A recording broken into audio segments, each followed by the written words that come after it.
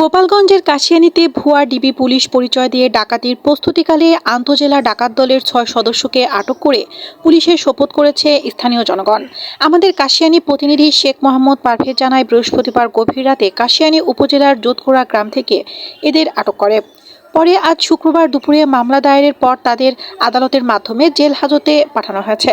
কাশিয়ানী থানার officer in charge OC Mohammad Jilur Rahman বিষয়টি নিশ্চিত করেছেন।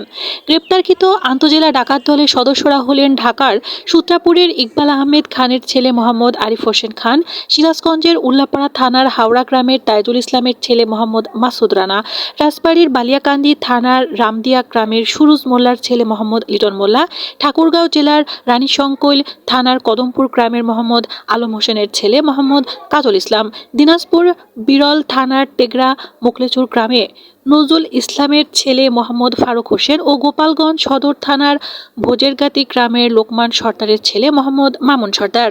কাশিয়ানী থানার ওসি মোহাম্মদ জিলুর রহমান জানান, বৃহস্পতিবার দিবাগত গভীর রাতে উপজেলার বেথুরি ইউনিয়নের যোধখোড়া গ্রামে একটি মাইক্রোবাসে করে ৬ ডাকাত প্রবেশ করে।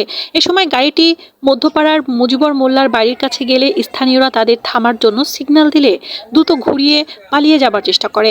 এ সময় গ্রামবাসীর সন্দেহ হলে ডাকাত ডাকাত বলে চিৎকার দিলে চারিদিক থেকে ঘিরে ফেললে 2 ডাকাত পালিয়ে গেলেও গাড়িসহ ৬ ডাকাতকে আটক করে স্থানীয়রা। পরে আটককৃত ডাকাতরা গ্রামবাসীকে ডিবি পুলিশ পরিচয় দিয়ে স্থান ত্যাগ করার চেষ্টা করে। এ সময় গ্রামবাসী ওই ডাকাতদের আটক করে কাশিয়ানী থানার রামদিয়া পুলিশ ফাঁড়িতে খবর দেয়। পরে পুলিশ ঘটনাস্থলে গিয়ে মাইক্রোবাস সহ ৬ ডাকাতকে গ্রেপ্তার করে থানায় নিয়ে আসে। তিনি আরও জানান, গ্রেপ্তারকৃতদের কাছ থেকে এক সেট সাব ইন্সপেক্টর পুলিশের পোশাক, এক সেট হ্যান্ডকাপ, পিস্তলের কভার, রিফ্লেক্টিং ভেস্ট একটা, ডুপ্লিকেট পুলিশ আইডি কার্ড দুইটি, একটি পুলিশ বেল্ট ও গাড়িতে পুলিশের স্টিকার জব্দ করে। গ্রেপ্তারকৃতদের বিরুদ্ধে দেশের বিভিন্ন থানায় পুলিশ পরিচয় ডাকাতি সহ একাধিক মামলা রয়েছে।